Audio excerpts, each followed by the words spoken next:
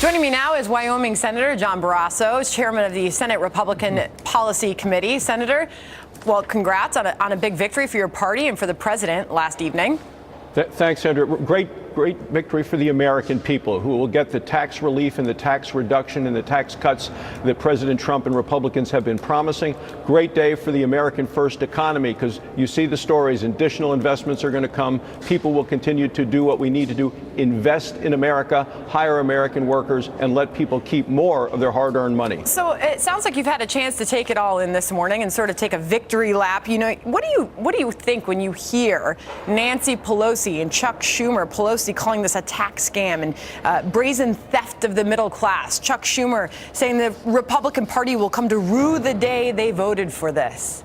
You know, Nancy Pelosi has said that this is who we are. This is why we came to Washington. We did come to Washington to grow the economy, to give people more freedom. And Nancy Pelosi and folks like her come to Washington to grow the government. I mean, that is fundamentally the difference. The American people are going to be the final deciders on this, and they're going to see it when they have more take-home pay, when wages go up, when they're able to keep more of their hard-earned money.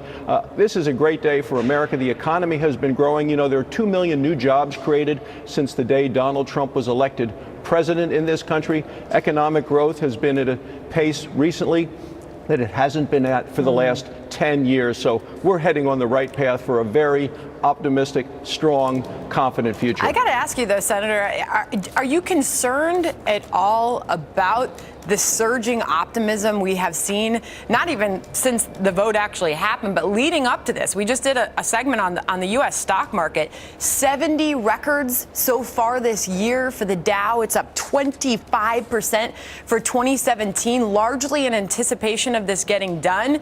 There are big expectations and high hopes. This is going to lead to some tremendous growth. Well, part of it is that. The other part is what we've already accomplished. You know, we have eliminated so many regulations, these onerous, punishing, burdensome regulations of the Obama administration.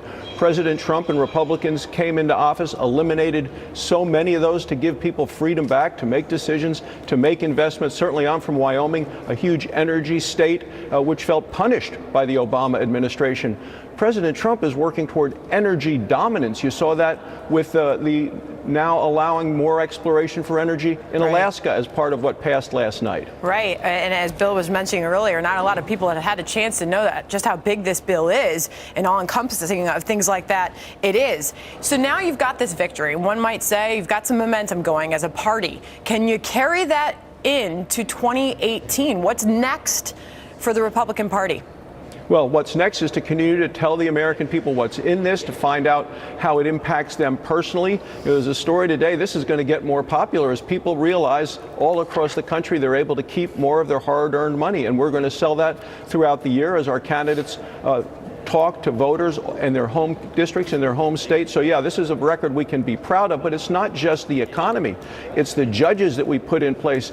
12 circuit court judges, the most by President Trump of any president, I think, in recent history in this first year in office. A conservative Supreme Court justice with Neil Gorsuch, and then eliminating the individual mandate from Obamacare, the most hated part of that health care law that made people buy a government-mandated program. I mean, that is gone. We have changed Obamacare from a mandatory program, Sandra, to a voluntary program. Senator, you know, we've got a busy morning here with that vote coming up, so I'm sorry we're pinched for time, but real quickly, as far as any deal on DACA, that deadline is quickly approaching.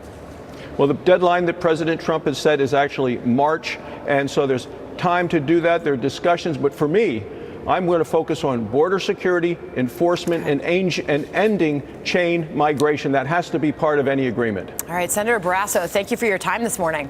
Thank you.